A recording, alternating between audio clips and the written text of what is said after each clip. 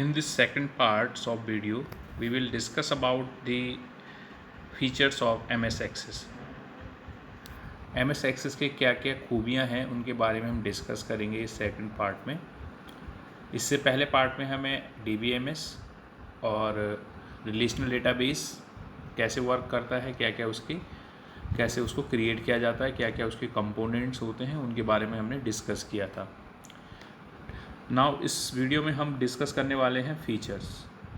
तो इसमें सबसे पहले हम जो इसका फीचर है वो क्या है, MS Access provide the facility to break large information into small parts की। MS Access में हमें कोई लार्ज डेटा को छोटे छोटे पार्ट्स में ब्रेक डाउन करके उसको ईजिली अंडरस्टैंड करने के लिए हमें फैसिलिटी प्रोवाइड रहती है। हमारे पास ऐसा टूल होता है इसमें कि हम जो लार्ज डेटा है उसको स्मॉल पार्ट में ब्रेक करके उसको छोटे छोटे पार्ट्स में समझ सकें। सेकंड जो है इसमें data redundancy, duplication of data को कहते हैं डेटा रिडंडेंसी। तो इससे जब हम MS Access में डेटा को मैनेज करते हैं, डेटा को मेंटेन रखते हैं, तो इससे क्या होता है, chances of duplicacy of data reduce हो जाते हैं। ठीक है, यानी कहीं भी कोई ऐसा चांस नहीं बनेगा कि जिससे कि डेटा क्या हो, डुप्लीकेट हो जाए डेटाबेस के अंदर। Then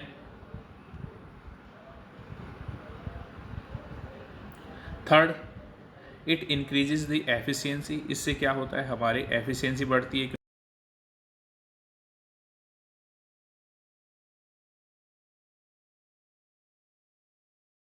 accessing information easily.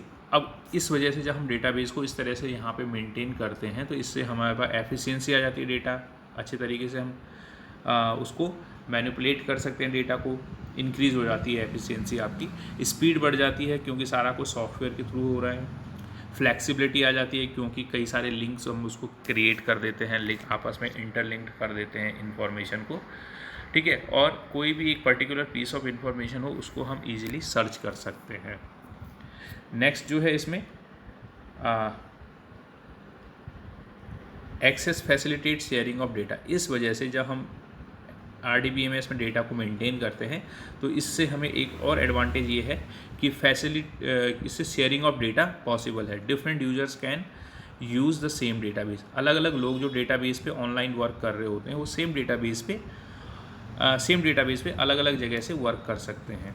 ठीक है, extract data according to their need, और उस डेटा में से जो भी उनके अकॉर्डिंग उनके लिए जो ज़रूरी चीज़ें हैं, ज़रूरी इन्फॉर्मेशन है, उस इन्फॉर्मेशन को उस डेटा में से एक्सट्रैक्ट कर सकते हैं, उसमें से निकाल सकते हैं, क्योंकि उनको एक्सेस होता है पूरा का पूरा database. Next, Access provide data security. अब इस वजह से जब हम एक्सेस में डेटाबेस को मेंटेन करते हैं तो इससे हमें डेटा सिक्योरिटी भी मिलती है। मेंटेन इंटेग्रिटी, कोई भी पार्ट डेटा का करप्ट नहीं होता है। डेटा क्या आता है, हमेशा इंटीग्रेट रहता है, इंटीग्रिटी रहती है उसमें, which is useful to make data more consistent and reliable. जिस वजह से डेटा क्या हो जाता है, अगर उसमें सारे पार्ट उसके प्रॉपरली वर्क कर रहे हैं तो उसमें क्या होता है, डेटा क्या हो जाता है, कंसिस्टेंट और रिलायबल रहता है। Next, Access provide the facility to create data form so that the user can enter the required information. इसके अलावा हम इसमें क्या क्रिएट कर सकते हैं, डेटा फॉर्म्स क्रिएट कर सकते हैं। डेटा फॉर्म एक तरह से ऑनलाइन फॉर्म्स की तरह होता है जिसमें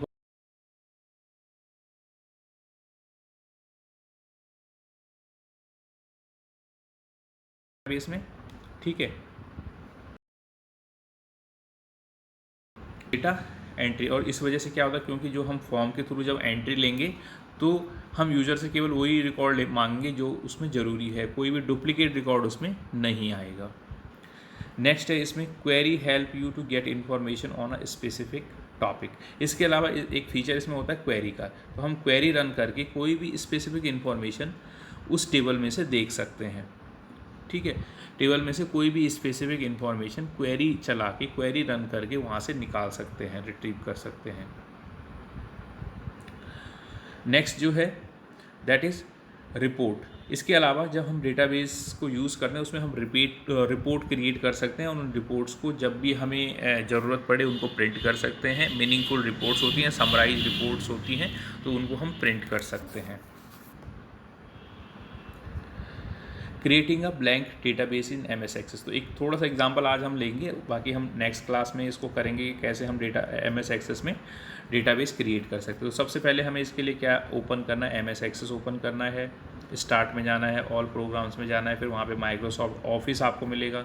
माइक्रोसॉफ्ट ऑफिस के अंदर आपने देखना है माइक्रोसॉफ्ट ऑफिस एक्सेस 2007। तो ये आपके पास पहला स्टेप है, दूसरा, तीसरा, इस तरीके से आप यहाँ पे देखेंगे।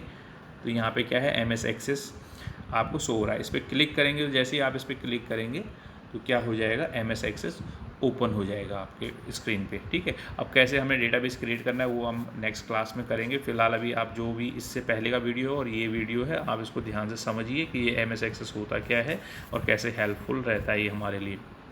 कुछ चीज़ें हम यहाँ पे देखेंगे। Let us know more. इसमें क्या है, सबसे पहले standard file name extension for database in MS Access 2000। जब हम कोई भी फाइल क्रिएट करते हैं किस में, MS एक्सेस में, तो उसका जो एक्सटेंशन बनता है ACCDB। ठीक है, ACCDB, तो उसका क्या आता है, यहाँ पे एक्सटेंशन आता है। तो डिफ़ॉल्ट एक्सटेंशन इसका क्या होता है, ये होता है। दूसरा जो है टेम्पलेट्स क्या होते हैं, टेम्पलेट्स होते हैं आपके प्री बिल्ट, पहले से कुछ डिज़ाइन सैम्पल्स होते हैं, सैम्पल डेटाबेस होते हैं जिनको यूज़ करके हम नया डेटाबेस उन्हीं के अकॉर्डिंग बना सकते हैं। तो templates are sample database in MS Access on the basis of which we can create.